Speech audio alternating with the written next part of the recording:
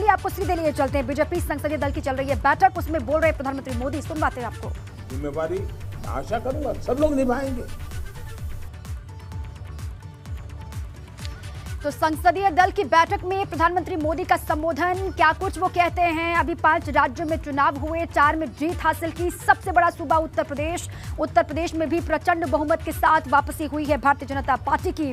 और अपने संबोधन में क्या कुछ कहते हैं प्रधानमंत्री मोदी, किस तरीके से आगे बढ़ने का मंत्र वो देते हैं, उस पर भी लगातार नजर है। और उत्तराखंड, उत्तर प्रदेश में क्या होगा, लगातार नजर इस बात को लेकर भी। कब होगी ताजपोशी, कब होगा शपथ ग्रहण, लगातार कई सवाल है। इसी बीच में हरीश रावत ने जो बड़ी बातें कही हैं वो भी लगातार हम आपको बता रहे हैं।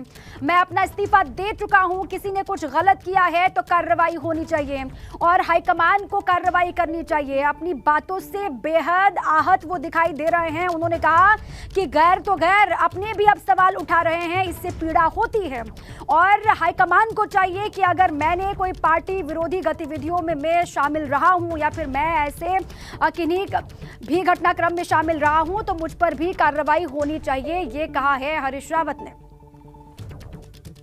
चलिए आपको सीधे लिए चलते हैं। बीजेपी संसदीय दल की चल रही है बैठक, उसमें बोल रहे प्रधानमंत्री मोदी, सुनवाते हैं आपको। जिम्मेवारी आशा करूंगा सब लोग निभाएंगे।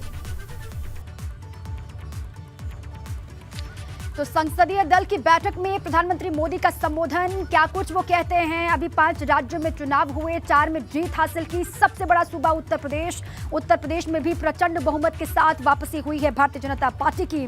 और अपने संबोधन में क्या कुछ कहते हैं प्रधानमंत्री मोदी, किस तरीके से आगे बढ़ने का मंत्र वो देते हैं, उस पर भी लगातार नजर है। और उत्तराखंड, उत्तर प्रदेश में क्या होगा, लगातार नजर इस बात को लेकर भी। कब होगी ताजपोशी, कब होगा शपथ ग्रहण, लगातार कई सवाल है। इसी बीच में हरीश रावत ने जो बड़ी बातें कही हैं वो भी लगातार हम आपको बता रहे हैं। मैं अपना इस्तीफा दे चुका हूं, किसी ने कुछ गलत किया है तो कार्रवाई होनी चाहिए और हाईकमान को कार्रवाई करनी चाहिए। अपनी बातों से बेहद आहत वो दिखाई दे रहे हैं। उन्होंने कहा कि गैर तो गैर, अपने भी अब सवाल उठा रहे हैं, इससे पीड़ा होती है और हाईकमान को चाहिए कि अगर मैंने कोई पार्टी विरोधी गतिविधियों में मैं शामिल रहा हूं या फिर मैं ऐसे किन्हीं भी घटनाक्रम में शामिल रहा हूं तो मुझ पर भी कार्रवाई होनी चाहिए, ये कहा है हरीश रावत ने। उत्तराखंड के सीएम को लेकर दिल्ली में महामंथन लगातार जारी है। भाजपा कार्यालय पर पहुंचे पुष्कर सिंह धामी, प्रदेश अध्यक्ष मदन कौशिक भी वहां पर मौजूद हैं और लगातार हो रहा है मंथन। संगठन महासचिव अजय कुमार भी वहां पर मौजूद हैं और सीएम का चेहरा अलकमान तय करेगा, धामी ने ये बात कही है। ये बड़ी खबर आपको हम बता रहे हैं। उत्तराखंड के सीएम को लेकर लगातार मंथन है, क्या होगा इसको लेकर तरह तरह की बयानबाजी भी लगातार हो रही है। भाजपा कार्यालय पहुंचे पुष्कर सिंह धामी और प्रदेश अध्यक्ष मदन कौशिक की भी मौजूदगी वहीं पर है। संगठन महासचिव अजय कुमार भी वहां पर पहुंचे हुए हैं, ये कहा जा रहा है। और इसी पर और जानकारी लेते हैं। अविनाश तिवारी दिल्ली से लगातार बने हुए हैं। अविनाश, ये बताइए कि भाजपा कार्यालय पहुंचे पुष्कर सिंह धामी और मदन कौशिक, क्या जानकारी है दोनों को लेकर?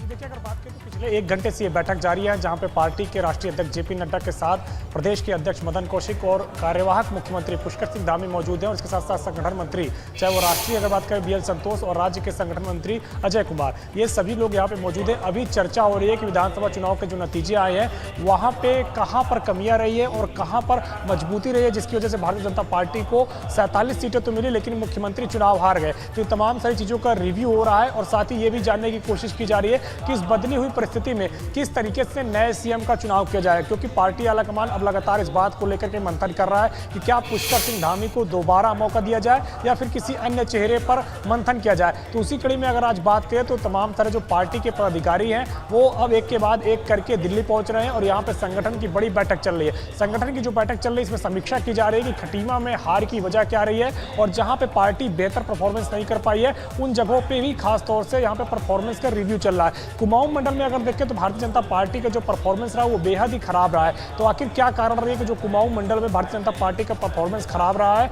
गढ़वाल मंडल में जबकि बेहतर परफॉर्मेंस रहा है। तो तमाम सारी चीज़ों को लेकर के अभी यहाँ मंथन चल रहा है। कुछ देर बाद की अगर बात करें यहाँ पे तो पर्यवेक्षक भी आ सकते हैं, गृह मंत्री रक्षा मंत्री राजनाथ सिंह और इसके अलावा बात करें तो विदेश राज्य मंत्री मीनाक्षी लेखी, वो भी यहाँ पे पहुँच सकती हैं और इस बैठक में शिरकत कर सकती है। लेकिन अभी फिलहाल ये बैठक चल रही है जिसमें तमाम तरीके से समीक्षा की जा रही है और सबसे बड़ी बात है कि अब आला कमान इस बात के लिए लगातार मंथन कर रहा है कि पुष्कर सिंह धामी को दोबारा अगर मौका दिया जाता है तो उनको कहां से फिर उपचुनाव लड़ाया जाए, कौन सी सीट खाली कराई जाए और फिर जो विधायक सीट खाली करेगा उसको किस तरीके से पार्टी ओबलाइज करे। ये तमाम सारी चीजों पर मंथन चल रहा है, क्योंकि आगे अगर बात करें तो जुलाई में उत्तराखंड के अंदर एक राज्यसभा की भी सीट खाली हो रही है, जिसमें कि अगर बात करें तो कांग्रेस की अभी वो सीट है जिसमें प्रदीप टमटा सांसद है, तो उस पर फिर किसको भेजा जाएगा, क्या उसी विधायक को भेजा जाएगा जो सीट खाली करेगा पुष्कर सिंह धामी को लिए या फिर किसी अन्य को। तो तमाम सारी चीजों को लेकर के अभी यहाँ पे मंथन जारी है लगातार, और खासतौर से सीएम के नाम को लेकर अभी पार्टी ने कोई निर्णय नहीं लिया है कि पुष्कर सिंह धामी को कंटिन्यू कराया जाए या पुष्कर सिंह धामी को कंटिन्यू ना कराया जाए या कोई नया चेहरा हो या किसी तरीके से ना।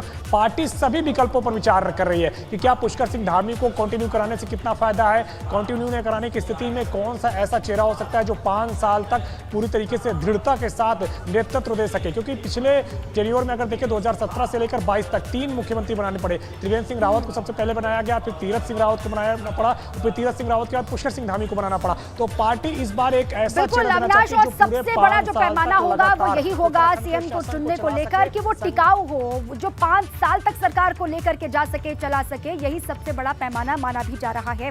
बहुत शुक्रिया आपका पूरी जानकारी के लिए। आप लगातार हर गतिविधि पर नजर बनाए रखिएगा।